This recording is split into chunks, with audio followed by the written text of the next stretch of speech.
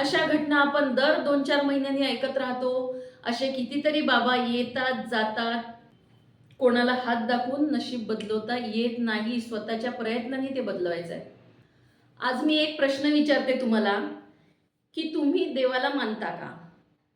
तुमची देवावर श्रद्धा आहे, निष्ठा आहे की अंधश्रद्धा आहे? जर तुम्ही देवाला मानत असाल ना, तर तुमच्या आणि देवाच्या मध्ये मध्यस्थाची गरज नाहीये. तुम्ही जर मनापासून तुमच्या देवावर जर तुमची निष्ठा असेल, तुम्ही त्यांची मनोभावे पूजा करत असाल, तर तुम्हाला मध्यस्थाची गरज नाहीये. तुमचा आवाज त्या भगवंतापर्यंत पोचतो आणि पोचतोच. पण ना या ठिकाणी आपला विश्वास कमी पडतो, आपली निष्ठा कमी पडते, आपली भक्ती कमी पडते. आणि म्हणूनच आपण इथे कमी पडतो, आपण कमजोर पडतो, आपण मानसिकरित्या अस्थिर होतो आणि म्हणूनच काही फसवणूक करणाऱ्या लोकांची या जगामध्ये चालती आहे. असे संधी साधू लोक आपल्या या गोष्टीचा फायदा घेतात. असे बरेच काही प्रकरण आहे आणि याला कारणीभूत कोण? ते लोक नाहीये याला कारणीभूत. याला कारणीभूत आहोत आपण स्वतः. आपल्यावर असणारा विश्वास कमी पडतो, म्हणून आपण अशा लोकांच्या हातात आपलं स्वतःचं आयुष्य देतो आणि मग त्याचे परिणाम आपल्याला भोगावे लागतात. बरं, जे आता अज्ञानी आहेत, अडाणी आहेत, त्यांच्या बाबतीत तर ठीक आहे, जर ते असं वागत असतील तर ठीक आहे. पण आपण स्वतःला सुशिक्षित, सुसंस्कृत समजतो आणि असं असून सुद्धा आपण अशा गोष्टी करतो, तर हे कितपत योग्य आहे? आपण म्हणतो ना, आपण सुशिक्षित आहोत, शिकलेलो आहोत, सुसंस्कृत आहोत, आपण स्टँडर्ड झालो, आपण मॉड झालो, पण कशाने झालो? आपण कपड्यांनी मॉड झालो. आपले म्हणजे राहणीमान सुधारलं, आपला दर्जा सुधारला, आपले कपडे, अंगभर कपडे होते ते छोटे झाले. या गोष्टीत आपण सुधारलो, इथे आपण मॉडर्न झालो. पण अजूनही काही गोष्टी अशा आहेत की जिथे आपण अजूनही सुधारलेलो नाही. अजूनही आपण त्याच ठिकाणी आहोत, तिथेच आहोत आणि अजूनही आपण त्याच गोष्टी करत आलो जे आपल्या देशामध्ये पूर्वापार चालत आलेल्या आहेत. त्याच गोष्टी अजूनही आपण करतो आणि याच आपल्या चुकीमुळे ना मग अशा लोकांचं फावतं. खूप विचार करणारी गोष्ट आहे ही. असे आता कितीतरी लोक येतील जातील. अशा घटना आपण दर 2-4 महिन्यांनी ऐकत राहतो. असे कितीतरी बाबा येतात जातात. त्यांच्यावर जे काही व्हायचं असेल ते होते. लोक विसरून जातात. परत काही दिवसांनी आणखी असंच काहीतरी प्रकरण समोर येतं. परत अशा काहीतरी गोष्टी उघडकीस येतात आणि हे चक्र असंच चालू राहतं. तर माहिती आहे का, आपण का फसतो अशा लोकांना? जेव्हा आपण म्हणजे आर्थिक संकटात असू किंवा आपल्या कुटुंबामध्ये खूप कलह असेल, अशांतता असेल, अस्थिरता असेल, म्हणजे शरीराचे प्रॉब्लेम असतील, आपण व्याधी असतील घरामध्ये, पैशाची चणचण असेल, अशा वेळी आपण त्रस्त होतो. आपल्याला काही सुचत नाही, काही मार्ग सापडत नाही आणि अशा वेळी आपण ना इमोशनली वीक होतो. आपण मानसिकदृष्ट्या, भावनिकदृष्ट्या ना खूप अस्थिर होतो, कमजोर होतो आपण. आणि मग अशा वेळी माहिती आहे का, आपल्या कमजोरीचा फायदा असे लोक घेतात. त्यावेळी ना आपल्याला समजत नसते की आपण काय करायला पाहिजे. पण ना कधी पण भावनेच्या आवेशात येऊन कधीच कुठला निर्णय घेऊ नये. जरा त्यावर विचार करायचा, त्या गोष्टीवर विचार. तुम्ही जेव्हा अशा परिस्थितीमध्ये असता, तुम्ही पूर्णतः खचलेले असता, तुम्हाला कुठलाच रस्ता सापडत नाही, कुठली वाट सापडत नाही आणि जर अशा वेळी जर तुम्हाला कोणी म्हटलं ना की मी तुझं बरोबर करून देतो, तू अशा ठिकाणी चल, तिथे सगळं व्यवस्थित होते, तर ना अशा वेळी आपण लगेच तयार होतो आणि हीच आपली सगळ्यात मोठी चूक असते. आपल्याला माहीत काहीच नाही, त्या गोष्टीचं आपल्याला नॉलेज नाही, कुठे जाणार आहोत ते माहीत नाही, आणि आपण कोणाच्याही हातामध्ये आपलं असं आयुष्य सोपवून देतो.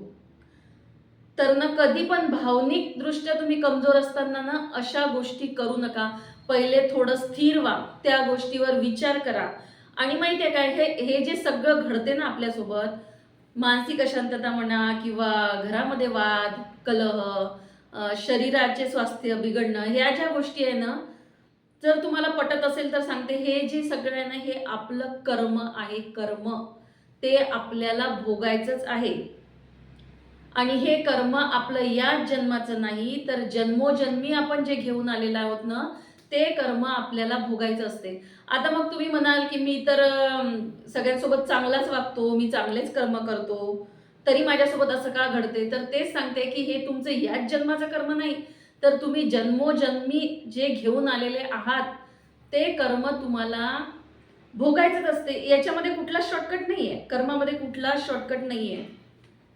म्हणून ना नेहमी चांगलंच वागा, चांगलं करा, जेणेकरून तुम्हाला पुढे जाऊन हा त्रास सहन करावा लागणार नाही.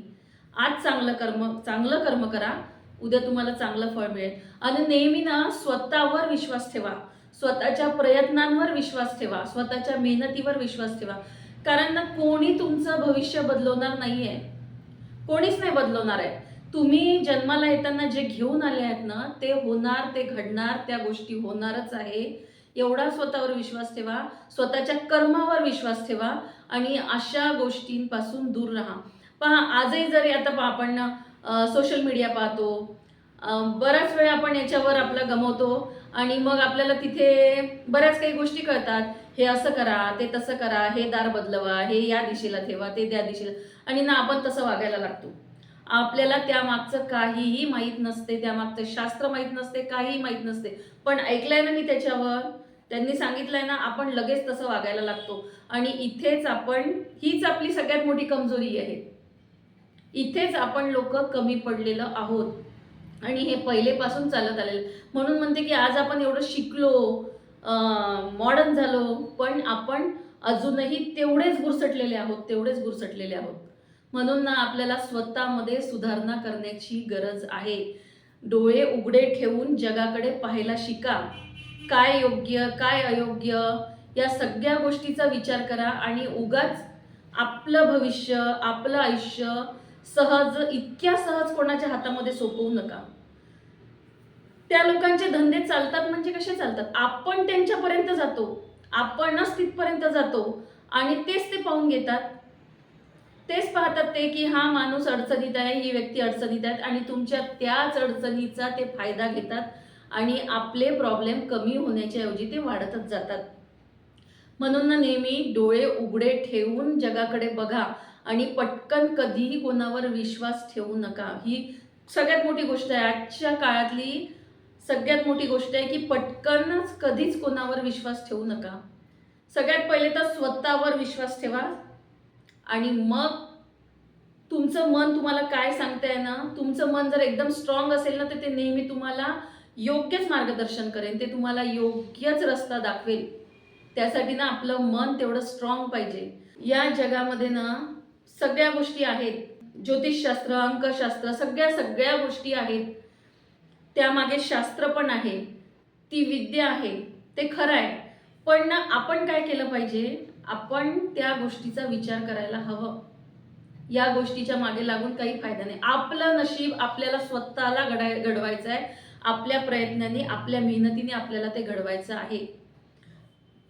कोणाला हात दाखवून नशीब बदलवता येत नाही, स्वतःच्या प्रयत्नांनी ते बदलवायचं आहे. आणि आपल्याला हे सगळं करत असताना ना आशीर्वादाची जोड हवी असते. म्हणून आपल्या देवावर विश्वास ठेवा, आपल्या भक्तीवर, श्रद्धेवर निष्ठा ठेवा आणि त्याच पद्धतीने काम करा. तुम्हाला त्यासाठी कुठल्याच मध्यस्थाची गरज पडणार नाही. असे कितीतरी लोक येतील आणि जातील, हे चालूच राहणार आहे. पण आपण योग्य निर्णय घेतला पाहिजे की आपल्याला काय करायला हवं. पहा, तुम्हाला माझ्या या गोष्टी पटतात आहे का?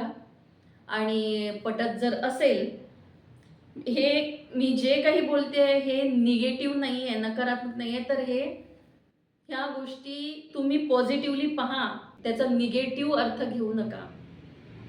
प्रत्येक गोष्टीला ना पॉझिटिव्हली पाहायला शिका. म्हणजे याच्यातनं ना आपला दृष्टिकोन तसा बनतो आणि आपण योग्य दिशेने जातो. तर असा हा व्हिडिओ होता. तुम्हाला आवडला असेल तर आवडला म्हणण्यापेक्षा खरंच खरंच ह्या गोष्टी महत्त्वाच्या आहे का? स्वतःवर विश्वास ठेवणं गरजेचं आहे का? हा विचार करा आणि व्हिडिओ आवडला असेल तर एक लाईक करा आणि मला तुमचं मत कमेंट बॉक्समध्ये कळवा. धन्यवाद.